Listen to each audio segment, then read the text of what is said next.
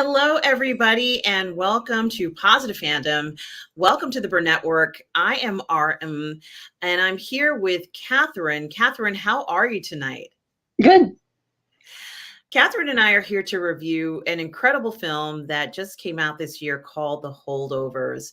And certainly, I have to say, Catherine, that this is the type of films that we used to get all the time, these kind of feel good films, uh, you know, uh, that feels quite authentic. It's really kind of like a movie that fills your soul. And I think, sometimes when we get a film like this, it's very special. I haven't felt like this since I watched Licorice Pizza, Catherine. And I feel like there's a certain sense of groundedness and wholesomeness to it.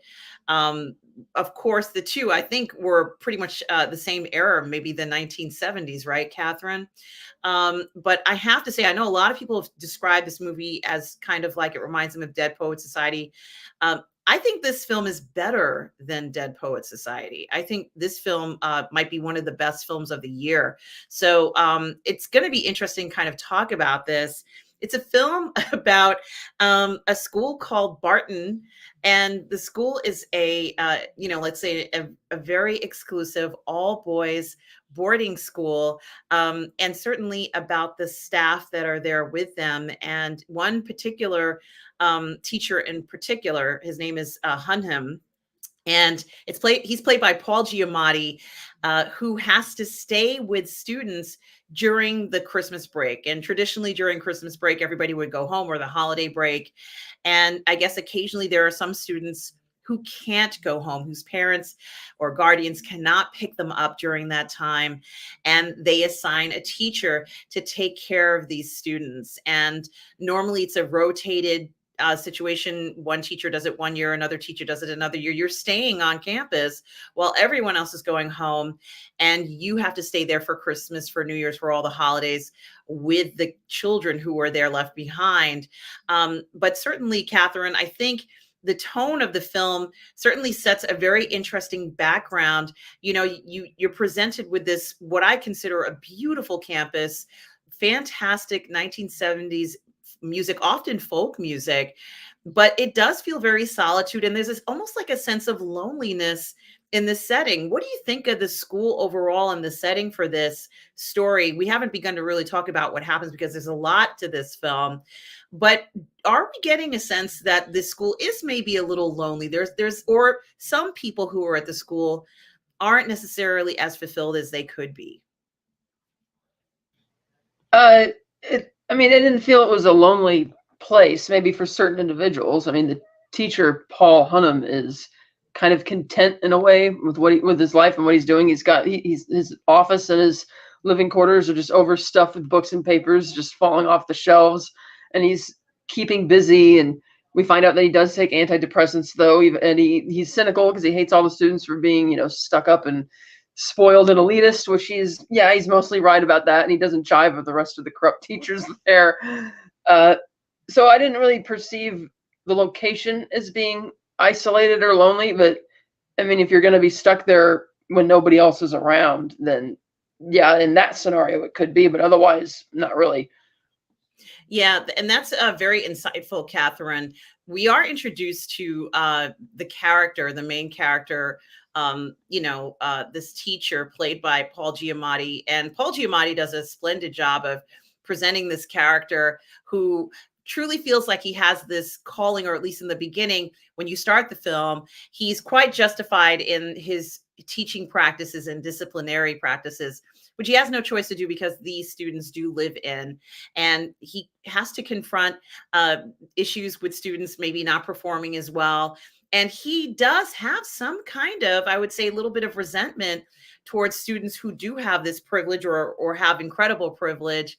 Many of them bound for, reaching, the best, becoming the best that they can be, becoming senators, maybe even president. The sky's the limit for many of these students. And we have Paul Giamatti, this teacher, I want to call him a professor, Hunham, who is in the school, and he feels very disappointed that his students are not doing well in his class. But you even get the sense that he's very hard on the students. Catherine, is he a little hard on the students here? Maybe even unfairly hard on them, in your opinion? Not at all. They're a bunch of flunking assholes. They really are. Like they're upset. Then, oh, you can't fail us. I'm supposed to go to school. It's like, well, how are you even going to succeed the next school if you're getting D's and F's at this school? And then he's nice enough to give them a makeup exam with only a simple caveat: just add a little extra work. And then they start bitching about that too. So I think he could have been even harder on them, and screw these kids. I'm sorry, but screw these kids in his class.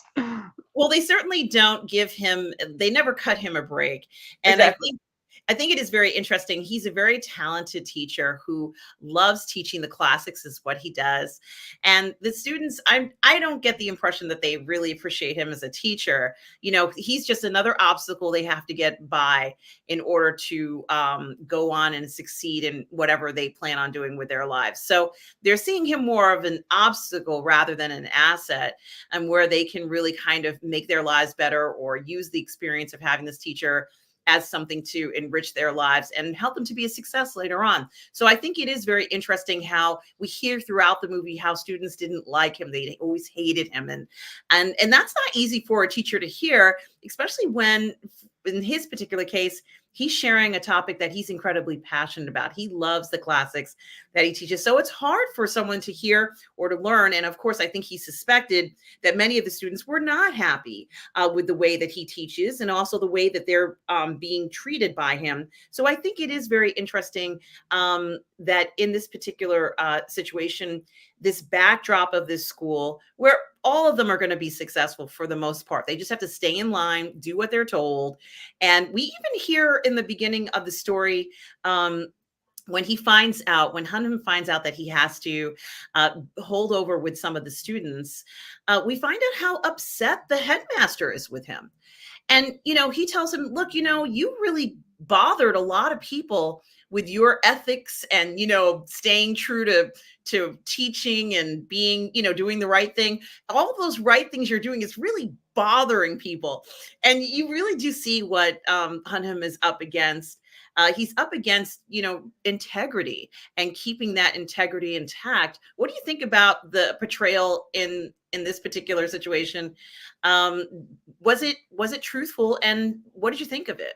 Yeah, all the other teachers are just there for a paycheck. They're gonna fudge anybody's grades if needed to get the donor money. Like the headmaster says, I used to be like you, but then I, became headmaster, and you have all these legitimate problems.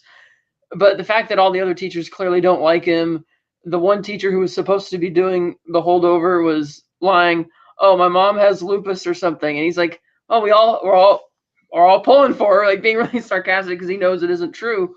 And the headmaster, of course, knows it isn't true. Like he says, I'm just being punished for not fudging this one kid's grade. And so that's why he has this kind of cynical appearance, because he, like you mentioned, is very passionate about what he's doing. None of the students care. The other teachers don't care. And so he feels like he's like an island out here. Like there's nobody else. That's why holding over for him is like nothing. The only thing that bugs him about holding over isn't the fact that he has to stay on campus, because he would stay there anyway. It's the fact that he has to take time to supervise these kids instead of, reading a book against the fireplace with a hot cup of cocoa, like he says. And so and that's what really bothers him. It's like he feels like nobody else cares. Yeah, and there is this desire within him, regardless of how he's being treated by everybody, he's still maintaining a certain level of instruction and a certain level of guidance, because it's pretty clear that he sees his role as a teacher. It's more than just a teacher, that a lot of the rules and values and integrity are supposed to transcend to the students, even if the other teachers don't follow through. And we hear throughout the movie things like Barton, boys don't lie. And it is very interesting how in certain situations, and for the most part, it is a good thing to teach these kids morals in addition to teaching them these whatever else they have to learn: reading, writing, arithmetic, the classics, whatever the subject is. But I think that those morals and values do come to play. And it's quite interesting how the story plays out. One of the other characters, and I'm kind of doing them in one at a time, at least the way I can find them in IMDb. One of the characters that one of the students that he has to take care of and is responsible for is Angus, who is pictured here on the left. And Angus is, once again, one of the students, I guess, in his class who's very privileged. And Angus is very angry for a number of reasons. We kind of learned through the course of the film where his animosity arises from. It's not just about his relationship with Hunham. There's a little bit more in his personal life that adds to that. But Catherine, what did you think about this character, Angus, and his personal issues? I loved the candor that they had in the film, with the way that he behaves, where initially he kind of lies about his father and then tells the truth, but in a very natural way, in a way that you would expect. I was really impressed with how this character was written. It took, I mean, yeah, it took a long time for me to come around to him, 'cause he's a real asshole, like almost throughout the movie, and I'm not giving him a pass just because you find out what happened to his dad and that the fact that he's got this horrible stuff. It's like, yeah, I get all that's happening, but there's certain moments where he's like fine and able to control himself, and then it's not because something flares up with his dad or somebody says something about his home. He just suddenly flares up and is a total jerk for like no reason, out of the blue at times, and I'm like, come on, man, you're making it hard. Like, I'm trying to like you, and you could tell that. Granted, we see that Paul has his own prejudices against all the students, which aren't always based in fact, because that's something that what's her name, Mary, tells him, that like, you don't know about all these kids' lives or their personal problems. You're just because they go here doesn't mean they're not people and don't have their own problems. But it did still take a while to come around. And I do know that this kid Angus did graduate from one of these schools, one of these private all boys academies in Massachusetts, which I thought was kind of interesting that they actually cast somebody from that, life to play. Because I think he's supposed to be like, what, 17 in this, or like, or something, because he mentions he was held back a couple of years or whatnot. Because it's like, okay, you're certainly too. And I was also surprised to learn that some of the holdovers were really young. I didn't think it was a place that also had grade school age kids. And those were the only kids I kind of felt bad for, the way that Paul was treating them. It's like, dude, these aren't, teenagers with raging hormones who are upset because they can't go on vacation or hang out with girlfriends. So these are just little kids, But these two, I like their back and forth. The fact that they're both kind of curmudgeon-y, they're both depressed. They both have their various reasons for doing so, and we find out a bit more of that throughout the movie. They have a real great comic timing with each other, and it's a total, I mean, not opposites attract, but like they have a lot of similarities in terms of the things they get candid about, but at the same time, they also feel like polar opposites. Like, the kid Angus has no interest in the type of things that Paul is interested in, and anytime that Paul, or the few times that Paul tries to share his passions with him, Angus is just like not having it. And so that comes for a lot of the humor within. But yeah, it did admittedly take a while for me to come around, quite a while, especially on the second viewing. Because the second time I saw it, I was with my mom and my aunt, and they were like making these snide comments about the kid throughout because of just how rude he was constantly being, even in situations that didn't really call for. It's like, yeah, we get what's going on with you, but everybody's got their baggage, a lot of stuff. Even you're going overboard with some of the stuff you're saying, like with Mary. Oh, I want to go back to the party. I'm like, are you kidding? Like, what? And I'm not going to go into too many spoilers, but you know what I'm talking about. Yes. So yeah. And that is very true, because when you look at him compared to some of the other students, he does look almost like a grown man. And you have to wonder at some point, when is he going to start to behave like a man?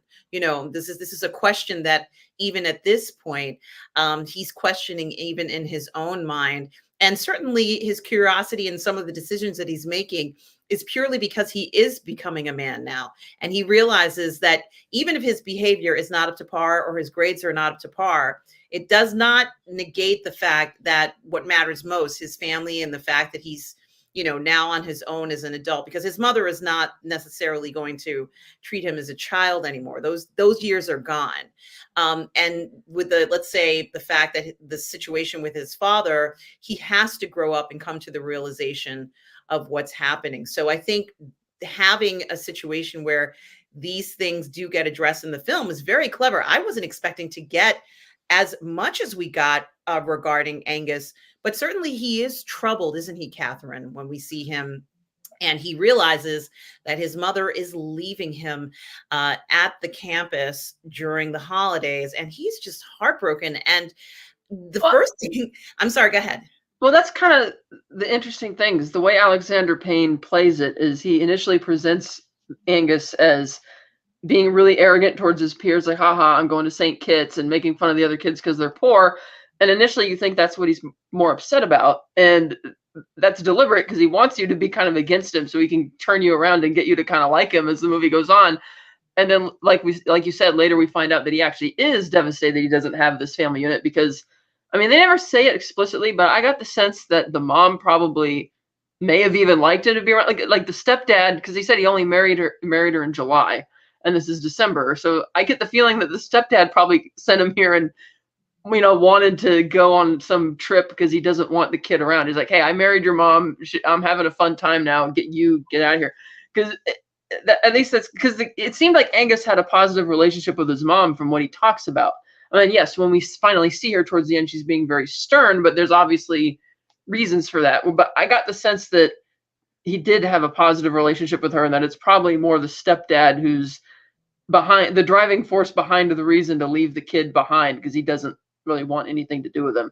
And that's why Angus, of course, is upset because not only has he lost his real father, but this new guy just doesn't. It's like this family. He's here to destroy the family unit and doesn't care about him at all. Yeah, it is. It is something that he has to suddenly deal with, and that's a very mature thing to have to deal with. And he is very much on his own. He's not going to confide to his friends that you're not going to believe what's happening at home. This is nothing he can discuss with anyone around him. So, if at any point, which we do see that the discussion comes up in the film, it is amazing that it gets to that point. And you already mentioned this other character, Catherine Mary, who is one of the people who prepares the food for all the students there. But she's very much like a lot of the women that worked at the school that I went to, who worked at the school and their kids went to the school, and by working there, it was paying their tuition. So there was a lot of that when I went to the high school I went to, and so I'm not surprised that she would do something like this. However, the background that we're presented with right from the beginning of the film, almost, Catherine, where we find out that she has lost her son, who's very, very young, and I'm assuming it's in Vietnam, and it's incredibly sober moment where it's right before everybody's going to rush off to celebrate the holiday. Like it's very contradictory, isn't it? When you kind of like, we want to go ahead and acknowledge the sacrifice that Mary and her family has made. And then it's like, okay, guys, have a good holiday. Like it's very. Well, yeah, because it's like the priest or whoever is saying, oh, let's thank all the Barton men who have made their sacrifices. And I didn't like how fast the montage was going because you couldn't really read all of it closely enough. But some of them are far back as World War I who have died, World War II, Korea, and now Vietnam. And he's like, oh, we must thank our most cherished member of Barton Academy, Mary, and her thanks for the sacrifice of her 19-year-old son who gave his life for his country. And it's like, okay, I could tell you're like kind of trying to be nice, but it feels almost like a half-assed thing that they're doing because of an obligatory. Because once they break, end the seminar thing, everybody just leaves. Nobody comes to see Mary or check on her, say anything before they're just gone and out the door. Like nobody cares except her, Yeah. and Paul, which is the sad thing.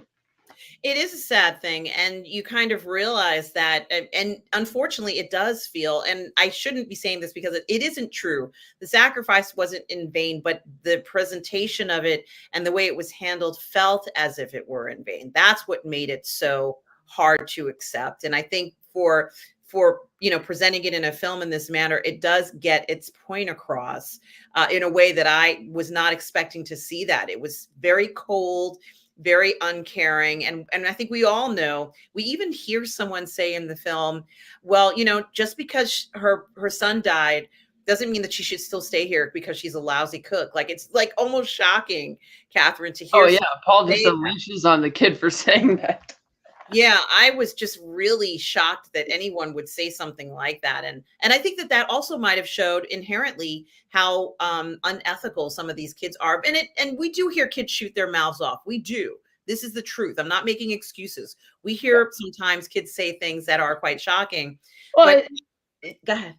Well, yeah, because it's like when Angus is getting mad at that kid, and he says, "Oh, come on, nobody renovates a house in winter. The only tools they're keeping in their room is you." And he's accusing him of being a sociopath who's just a loser, taking it out on everybody else. And the way the kid reacts, you could tell that, oh, it is true. Like otherwise, he wouldn't be, getting that triggered by it. And sure enough, the way he treats Mary and talking about that, it's like, yeah, you're a real, psycho person. It's like, ugh. And I could see, and it's students like him which have given Paul this prejudice against all the students, which he shouldn't have, because again, like he treats the two little kids the same way he treats the others. Oh, those two little boys. And just like you, Catherine, when I saw those little boys, I said, the older guys, I understand, but those little boys, they're little boys. They had to be like 10, maybe 11 to be by themselves. It broke my heart to see that. And, unfortunately, Hunt him that has them on a schedule, just like if it were school, they have to get up in the morning, they have to go outside and jog in like minus 20-degree weather. And they have to sleep in the infirmary. So they can't even sleep in their own bedrooms where they would be comfortable. It's a lot of shifting around for this group, but it also does seem that then I got this odd, it's not quite the same, but this odd Breakfast Club feel, almost as if they were kind of being punished to be there on a Saturday morning, give up a Saturday. They're giving up their whole holiday vacation, and they have to report to class and study and write an essay about why you're here. It's like it was nobody's fault why these kids were here for this event. So I also think that that was very interesting, and we do see a lot of fire coming out of Hunham. He has pent up emotions, Catherine, and we get to see a lot of these emotions. And it may be this might be the year where he's on fire. Maybe he's usually like this, but he is quite let's say excited. And I would like to think, although I'm not sure, Catherine, that he is also affected, let's say, by Mary's son's death and different things that are disappointing on campus. What do you think? That, and then are we allowed to go into full spoilers?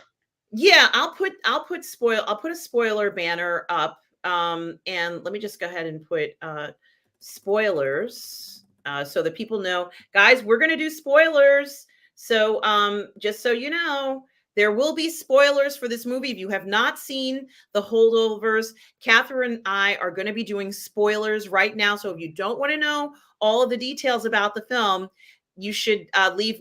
Both she and I recommend I would say you recommend I recommend the film. It's a fantastic film, fantastic holiday film, everybody. But if you don't want to hear spoilers, we're at the 23-minute mark. Turn off the TV, go do something else, and we're going to start spoilers now. Okay, go ahead, Catherine. So I think the reason he's being particularly harsh on them is because, as he mentions, the reason he's being tasked with watching it's not so much that he's being tasked with watching him, it's the reason why. It's because he doesn't want to give a passing grade to somebody who doesn't deserve it just because their parents are rich donors. And as we find out later in the movie, the reason his life has been the way it is working at Barton is because he was falsely accused of plagiarism when he was at Harvard, because he found out that his roommate, rich donor kid, legacy students they call him, had plagiarized him. And rather than initially keeping his mouth shut about it and going to the dean, he says, "I'm going to turn you in." And then the kid found out, and he's like, "Well, I'm going to keep his mouth shut," turns him in first. And because his parents are rich and gave a lot of money to the school, they had Paul expelled. And that completely, and we find out he doesn't even technically have a teaching degree. He just got a job there because the guys felt bad for him. And because he's been there so long, other people kind of felt bad for him. And so they never really, because he's been there so long, people don't question or dig into his records to find out that technically he legally shouldn't even be teaching. And so the fact that this has kind of come back around that, once again, he's being punished because of these rich, snobby legacy people for something that's not his fault. And I think that's why that's really what he's upset about, because he never really got to resolve that. And now this is coming back to bite him in a way. And that's why he's being, extra mean to the kids. Absolutely, Catherine. So, clearly Hunnam has a lot of baggage, a lot of things that happen to him from academia. And he spends his entire day and time not only dealing with other academics, but even dealing with a student that, the headmaster was once a student of his. I mean, of all things. And the headmaster is not nice to him, even though, he works there. Um, that headmaster does not enjoy having to deal with him. This Hunham is like a boil to him. He just wants him gone, and he really dislikes him. So, but what makes it a little bit sadder is that many of the faculty are not fond of Hunham either. So, I think that's a little unfair. Like the guy, as you said, who lied about why he couldn't be responsible for the students during the holdover this year. So, we are seeing a lot of emotions coming out, and we do see things like professional jealousy that at work. And here he is with the students in a typical day, and there they are. I think, Catherine, just even kind of seeing Giamatti with his arms folded and taking on this responsibility. It's just so clever. You mentioned the chemistry between Giamatti, Mary, and Angus. And I think this cast is incredibly amazing. Seeing the boys kind of walk outside, they're forced to go out and do calisthenics, if you want to call it back then, or gym outside. And, they really just don't want to be there. But one of the kids, and I think it might be the one on the right, his name is Kuntz. His father left him at the school on purpose because he wouldn't cut his hair. And he suddenly shows up to whisk the kids away in a helicopter. Catherine, that's even cool today. Yeah. Like with a chopper right on the front lawn of the school. Like this is the coolest thing I've ever seen. But it gets very interesting because as he invites all the other students to come along with him, unfortunately, Angus can't go because they can't reach his mother. And I'm quite surprised that they can't reach the mother on the phone. She is obviously avoiding his calls, and it's very disturbing. Well, I thought it was because, like they said, they went on their honeymoon and they just weren't at home because this is obviously 1970. You don't have cell phones and stuff, and that they were just, oh, we're gonna buzz off on our honeymoon just because we want to have more time to ourselves. Like he says, you could have done this anytime over the last 5 months. But I thought it was also particularly funny that the one student who said that he couldn't go back home to visit his parents in Korea because they thought it was too far to travel alone. Oh, but they have no problem with him getting into a helicopter with some stranger that he just met and going off to some ski resort. And it's like, you really trust this? It's like, okay, that was a little odd. So that was a bit surprised because I was wondering what was going to happen to the other students because I remember from the trailers it was mostly showing, like on the poster, just the three of them, Angus, Paul, and Mary. And to find out that this is the way they all get away, even the real evil, practically sociopath kid, I was like, oh, okay, that's kind of a little bit of a plot convenience that, because again, like the kid says, it's not that I care about having long hair or I like it. It's just like a battle of wits with me and my dad waiting to see who's gonna, who's going to break first. And as we will see at the end of the movie, he did end up cutting his hair while he was on that Yeah. Yeah, he certainly did, didn't he, Catherine? And I actually got quite a bit of satisfaction from that. But it is very interesting how, and as we're kind of talking about these relationships that we see, here he's left with Angus, and of course Mary, who is at the school, and the janitor, who we don't really see him very much, but he is there. And I also was going to say that one of the things that we hear from Mary is that she is very specific about what happened with her son, that he was a student at the school. And she shares this with him. And this is the type of stuff that you share with friends, like a legitimate friend. You wouldn't just tell this to a stranger. They knew her son was a student there. And unfortunately, he was killed and he was going to do the GI Bill. And, I think it is really interesting that we do have a sense that Mary, obviously, this is something that's happened incredibly recently, and she's still not over this. And Angus is very resentful towards her for having to deal with her grieving. But I liked that he had to have that because he needed to experience, sympathy for others. Do you think that that helped him to have a little bit of sympathy towards others? Uh, Maybe because, again, like you said, he's been dealing with that with his dad. So to be that callous towards her, like, I don't want to deal with it. It's like you can't keep using the excuse that, oh well, my dad and I have baggage with him, and it's like no, because if it's one thing if you're kind of depressed and overly general, but he doesn't seem that way, even though he's taking antidepressant pills. It's almost like when somebody upsets him, he decides to be really rude. Well, you can't then fall back and say, well, that's because of stuff at home. It's like, no. So I didn't really buy that. Like you could tell when Mary has the breakdown at the party, for instance, that right after Paul has been, kind of heartbroken to find out that the one teacher who was very sympathetic to him and agreed with him about the headmaster, who they actually had a real connection with, already has a significant other. And he calls them but you could tell that the kid, Angus calls him into the kitchen to deal with Mary because he doesn't want to deal with it himself. Because he wants to stay at the party with the girl downstairs who he was trying to look down her shirt. And like when they walk her outside, oh, he just wants to go back in and we can come back. And Paul's like, are you kidding? And I was thinking the same thing. And even though Mary says, don't feel bad for me, I don't want special treatment, uh, you could tell that he did, like, that didn't really have an effect on him at all. It's like you see how, like when she has that total breakdown in the kitchen, she said he's gone and just totally just broken. And Angus is just trying to, oh, let's have Paul deal with it. Oh, I want to stay at the party. It's like, kid, that especially since he's dealing with this with his father, I just didn't get how he could be that cold.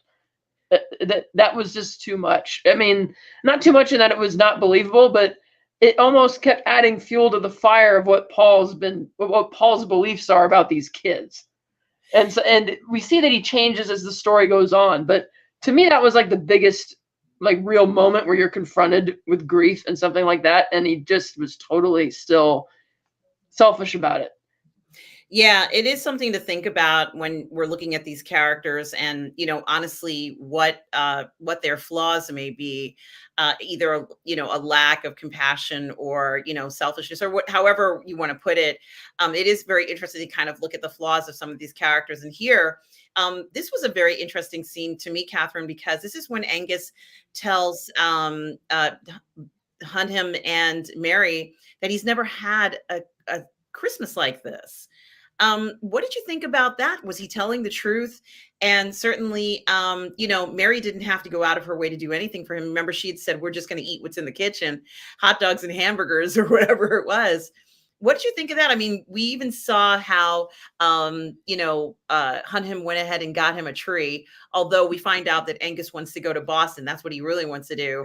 I did think that was funny when you find out that when the kids go away for Christmas, they sell the Christmas tree back to the lot. I'm like, that's a good scam.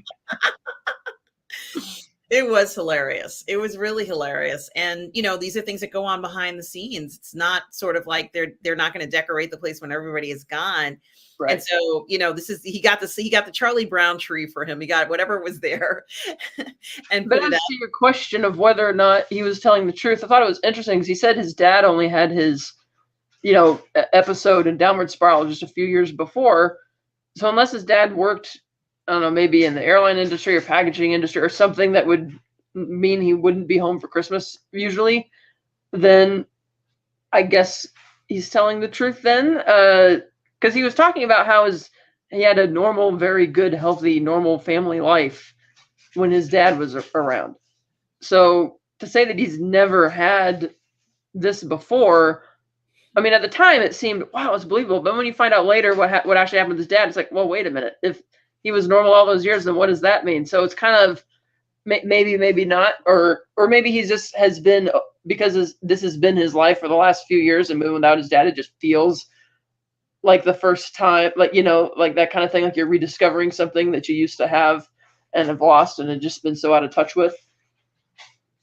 Yeah, that's a good point. And certainly I had to wonder eventually, let's say, Hunt breaks down and decides to take, um, Angus to Boston. And that was something that I was a little surprised by. I mean, I was glad that he did that, but I was a little surprised by it. And of course, when he takes him to Boston, we learn a lot of things about, let's say Hunham's past.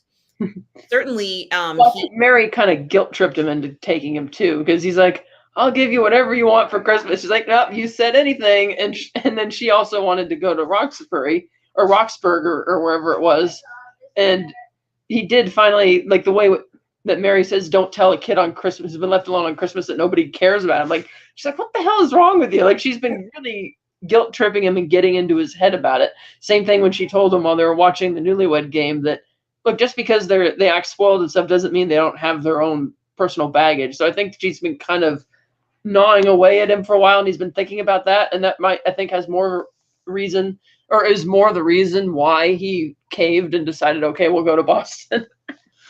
Yeah, and certainly, he justifies it as they're going to go to Boston because it's, part of a field trip, and this field trip is important, and it's part of academic enrichment. And while they're on this field trip, he runs into an old colleague, if you will, or somebody from school. And it's very interesting. This is not the first time that we see this. At some point, Angus gets hurt and they have to go to the emergency room. And Angus tells the emergency room lady that this is his dad and he doesn't want to have to bring the dad back to court. Can we pay with cash? This time he says, this is my uncle. Tell them about the book you wrote about cameras. And he's like, oh, he means camera obscura. This is like, I think it's very interesting. You see people you haven't seen during the holidays, that you haven't seen maybe even for years. And what do you say when you see them? And it's like he wants to impress his friend. And certainly I've seen people do this where they exaggerate or say things that are partially true or maybe not entirely the truth. I think this was maybe one of the most interesting parts because both of them had to think on their feet. We learn about, of course, Hunham's past, but the relationship between Angus and Hunham is really developing by the scene. Catherine, what do you think? Well, yeah, like you mentioned earlier, when they went to the ER and he Paul's frustrated. He's like, this is going to be end to me. I'm going to be in trouble. I'm going to get fired. And then he covers for him to make sure he doesn't get fired. And even though he's initially saying, this is your fault. And it's like, well, actually, it's your fault, kid. But I mean, Paul's like, what are you talking about? So maybe the kid came to his senses in that instance, even though, so now it's almost like, oh, well, Paul lamented. Now he's like, he did something nice for Paul. So Paul's done something nice for him by taking him to Boston. And so, and like he says later, like, cameras obscura, what was that? Or ancient cameras. He's like, I wanted to keep you on your feet. And they're lying to him, lying to his old buddy or old college friend or whatever, who's significant, or Barton from Barton, and who's significantly better off than him. And he's like, I didn't want to tell that guy that was still Barton. He would just, like, he's even, Paul's even stereotyping this guy and just assuming that because he's associated with Harvard that he must be some bad guy. Oh, he's just evil. He's just going to lord over me. And I'm thinking, well, you don't know that. I mean, you're just assuming. It just seemed to be a pleasant run-in, and Paul's just being cynical about it. And he's like, that guy's not entitled to my story. Fuck that guy. And so they are bonding. Like, when he finally tells the kid in the liquor store what the truth is, he's like, so you got, expelled for plagiarism? He's like, no, I got expelled for hitting him with my car. And then when he buys the liquor, the clerk is like, there you go, killer. Little bits of humor, but you can tell they're really bonding over that, because the kid's like, I thought you said Barton, then don't lie. Even criticized him for lying when he helped save his job. And so they're bonding over their mutual breaking of the rules at this point, and their mutual disdain for others. And it is kind of glorious what we're seeing, and it is almost as if they're like a family. And I think that it's kind of going a little bit further, maybe a little bit more personal than if it was just a normal trip out, because I've gone on school trips and I don't necessarily have discussions like this with my teachers. This one feels a little different. Is this a different relationship, Catherine, or is it, what do you think? Oh, I think part of it is because Paul is such a misanthropic type person at this point that it's not a big deal to him to tell him why he's frustrated. Like, he tells Angus because Angus has already saved his job once. He, kept him on. In a sense, he started backing him up when the other guy showed up, he didn't say, oh, actually, I'm a holdover from Barton, and he's my teacher from Barton. Like, he backed him up some. So there's a level of more trust here that he has. So he's able to tell him, because the kid nags at him. He's like, well, why do you hate this guy? What makes you think he's going to lord over? Like, what's this about? And that's kind of, since that trust has been established, he finally, since that, like the incident earlier at the diner when the Angus is at the pinball machine, and the Vietnam veteran comes up, and like, yeah, they were being kind of a jerk because he put down the dime. He's like, that's not how it works. And I don't know if Angus was, it didn't seem like Angus was trying to be snide or snarky when he's like, you could be my left arm. It almost like Angus thought it would be a cute comment to make because he can't use his left arm and the guy doesn't have a right arm. But it's like, dude, the guy's wearing his army jacket, and he's clearly, it's not like he lost his arm in a local accident. Like, what it is. And that's something that Paul throws back in his face when they leave. And so they're kind of, it's like, and he bailed him out of that too. That could have ended really badly. It's like, oh, you just had a dislocated arm. Well, that could have been a lot worse if that guy was allowed to continue picking the fight with you. So they are kind of bonding a lot at this point. And like you mentioned, it isn't normal, but because it's over the holidays and Mary's been guilt tripping him to be nicer to the kids and stop being so prejudiced. Like, yes, you're too prejudiced against these people yourselves. You need to kind of let go of this, Paul. Yeah, it is very interesting to see a lot of that happen in the story, and it is entertaining. I found it entertaining to watch in the film. Certainly, it has a wonderful flow to it. And I'm going out of order, guys, and I'm sorry I'm going out of order. And of course, we mentioned this party that the colleague had invited them to, and they go to the party.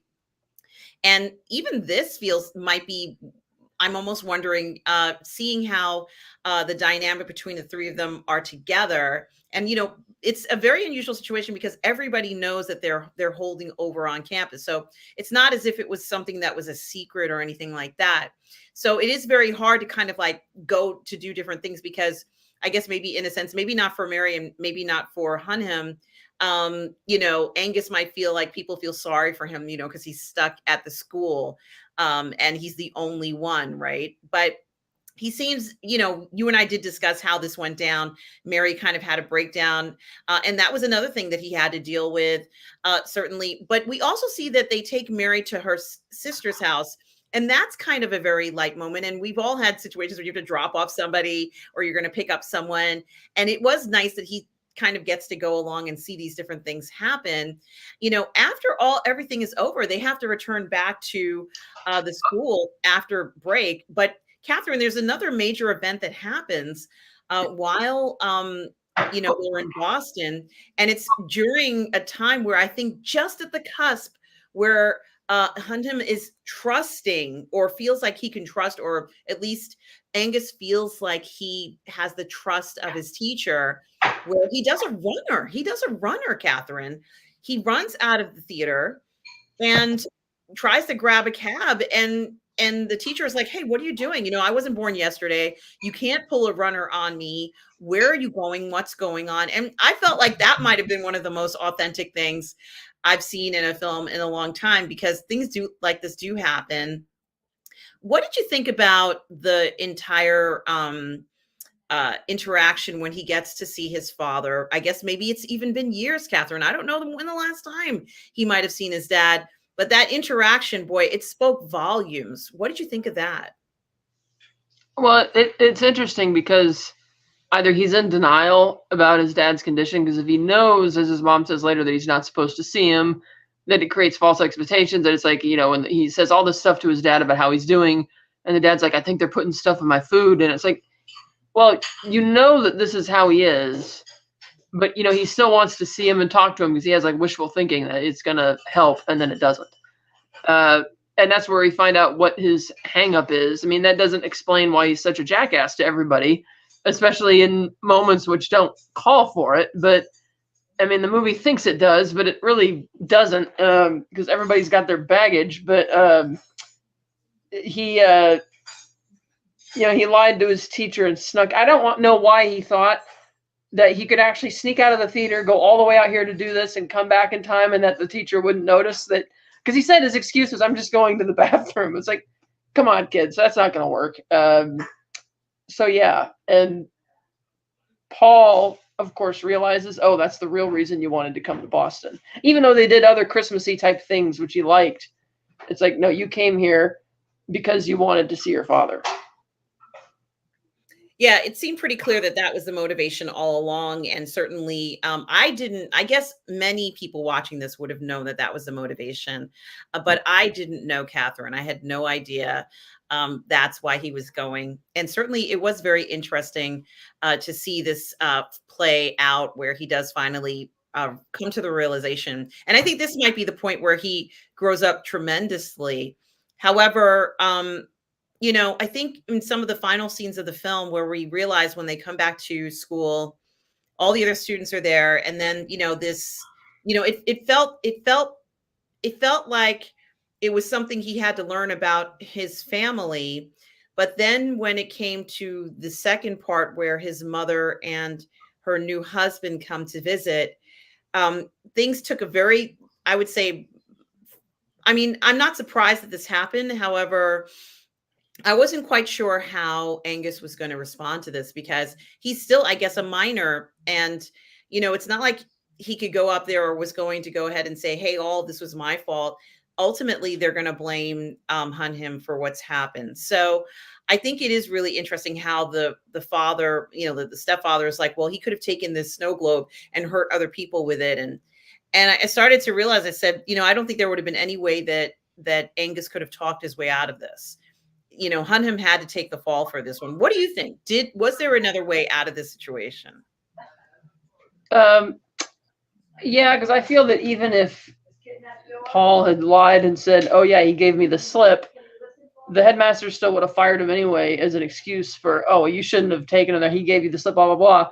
Even though the parents or the stepfather or mother weren't really blaming him initially, and because he's finally changed a bit, he's decided that he's going to help this kid because otherwise he's going to military school, which we find out early. And we know what that means in this era because we found out with Curtis, it wasn't so much that she was just working to pay his mother was working to pay the tuition. It was because she was the head of the cafeteria that he got that was allowed into the school, because she clearly then doesn't make that kind of money to send him there, and he didn't have any money to go in any college, because it's not that he had to go to a specific college afterwards. He could have gone into any college he wanted to if he had the money to get out of the draft, and he couldn't because he just had no money. Uh, and so with Paul, it's like he knows that if this kid goes to military school, that's it. He's going to end up getting drafted. He's going to go to not, and so he finally feels since he's had this kind of time to bond with him, that he's actually, and because he perceives that the parents are kind of schmucks at this point, he's actually going to do something good and take the fall for him. So he does. Yeah, and I'm not going to say that this is like the most predictable ending that I've ever seen, and I'm not going to say that. What I am going to say that I would have liked for Angus to say something at the end to the teacher rather than, yeah, bye, see ya. Like it felt very kind of like he's never going to see this kid again. And while he made an impression in the child's future, it felt very empty, Catherine, to me. However, that didn't stop me from enjoying the film as much as I did. Well, Um, then we had the other ending with Mary, where she said she wasn't going to go to her sister's initially because she wasn't ready yet to have first Christmas without Curtis. And we saw in the beginning of the movie, she always has this little box and that she carries around. We don't know what's in it. And so when she does go to her sister's, she opens it and we see that it's Curtis's baby clothes, and she puts them in the drawers. And her sister kind of sneaks up behind her and sees what she's doing, and they actually start bonding. And the sister's husband kind of walks by in the hall and looks in, and he's kind of surprised, but also I suppose happy that they're kind of really bonding over this. And she says that she's going to stay at the school to now over the course of the next couple decades or whatever raise money so that her niece or nephew, whoever, could go to get into a better college. And so that was really really sweet that she finally, it's like obviously nothing's going to replace her son, but now she has something more focused to really work towards. yeah, a new direction at a point in her life where she might be at very, very low. Now there's something that's hopeful in her life, and that was good to see. But of course, at the end of the film, we see where Hunham has taken the Remy Martin. I think it's Remy Martin. Yeah, I'm the wrong. cognac, and uses it as mouthwash. it Spits it was out. It was so much fun to see this film. And it Honest, kind of occurred to me they don't re-emphasize it, but the fact that he shouldn't legally have really been a teacher there that whole time means he can't just get another teaching job. So either he's going to have to go back to get his credentials, or like he says, and maybe that's a good obstacle for him because, like he says, oh, maybe I'll go visit, all those places that he reads about and wants to see. And I'd imagine that because, like he says, he never leaves Barton other than going to the local grounds, that he probably has a good chunk of money saved up from all these years, even though he's just going to some friend's, house to couch surf in Syracuse. It's like, well, maybe he does actually have some money to go on a nice trip and visit these wonderful places. Like he says, he wants to go to Carthage. But you're right. It is kind of odd how when the kid leaves, he's just kind of like, well, see ya. Like it's like, kid, are you registering what just happened here? Because the kid heard from him that he doesn't have teaching credentials, that he can't really get another job. And he's just like, okay. And then that schmuck kid who's like, oh, I heard he did, whatever it was that he thought, some disgusting thing. And it's like, obviously the kid can't, Angus can't tell him what he actually did, but I wanted him to say something to tell that little jerk off, Like, get so if anybody deserved to fall while they were skiing and break their leg, it was you, So yeah, there was that. I'm guessing this his friend at the school will help him out. This lady here, maybe she knows of a place that's hiring or something. Who knows? Sometimes it works out like that. But seeing him kind of leave with his tiny little U-Haul thing, and that's all he has because he probably lives at the school, right, Catherine? Yeah, because that was the faculty quarters, and he was just boxing up all of his stuff, which isn't much. Because, like he says, his idea of a good time is just reading a book by the fireplace, which is why he had all that box of the same book, Marcus by Marcus Aurelius, when he gave them both the same Christmas present. But I thought, okay, that was funny. And so, yeah, he doesn't really have. It's not just that he likes the ancient teachers; that he wishes he could be there. So. No, he doesn't really seem to have much of a connection with anybody except for her. And that was sad for him when that didn't work out either. Yeah, and obviously she was with someone else, which is not a surprise because she's really nice and very attractive. Oh, and Mary, but yeah, Mary's home. Yeah. But it is very interesting. To be honest with you, I think this film is really a wonderful holiday film, but I think you could watch it at any time of the year.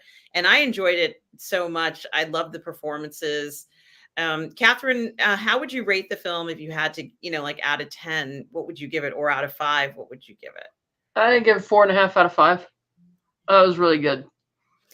Yeah, I agree. It's a wonderful film. And I think if we can get more films like this, it just really has so much depth to the film. And certainly you're not left, kind of feeling like you didn't see a legitimate story. In fact, this was filled with a lot of storytelling and a lot of emotion and interactions. And a lot of that chemistry, it just was so entertaining to watch, Catherine. Even when people were not on their best behavior in this film, it didn't stop in the enjoyment of this film. So, I recommend The Holdovers to everybody else out there. Final thoughts on the film, Catherine? I just thought it was really good, and I think I wish that Paul or my teacher or my neighbor, I get along with them really well. And I do wish they made more movies like this. Because here's the thing. I mean, yes, this is a period piece, which is going to add a little bit to the budget. But for the most part, this is a really easy type of thing to make. I mean, you think about all the crap that goes direct to streaming or made specifically for streaming and just how bad it is. Like, this is a movie, for the most part, about 3 people. And it's just dialogue and people talking. And it's not rocket science. Like, why can't we get more films like this that are just this good? And I wish they would, because these types of movies, like you said, used to be dominate the box office all the time. These mid-budget dramas or whatnot, or low-budget dramas that still look this good, and we just haven't seen that in so long, at least not on a regular basis. And so, unless you go to the indie circuit, but a lot of time those movies are really sometimes more out there than this, whereas this has more of a mainstream appeal to it. So I do wish that there were more films like this out there to see, but I do highly recommend it. And I agree with everything you said. And I wanted to add, this does feel like a film that might have been a play or could be a play. I could see this, on stage somewhere, with a show like this, a very entertaining kind of thing, as well. And it could be done very inexpensively as well, as in play form. But just so much enjoyment, so much fun seeing something like this. And they didn't sugarcoat anything. This was real life, real experiences. If you're looking for something that has a legitimate story, has depth to it, has character development, certainly The Holdovers is the film for you. And I want to thank you, Catherine, for joining me tonight. Catherine, where can people find you? You can find me at Slice Died, Letterboxd, Instagram, YouTube, and you can find me on the Phantasmagorium Show YouTube channel. Scott and I are reviewing Fargo season 5 right now. We already reviewed the movie in season 1, so it's really fun. And so you can find me there, and you can find me on the Unifying Force, a Star Wars show that I co-host on the Virtual Cantina Network. Mm-hmm. Guys, please do check out Catherine on the Phantasmagorium Show, the Virtual Cantina Network. Here's also her handle at Slide as well. Guys, you can find me on Positive Fandom, my YouTube channel, but you can also find me here on the Burr Network as well.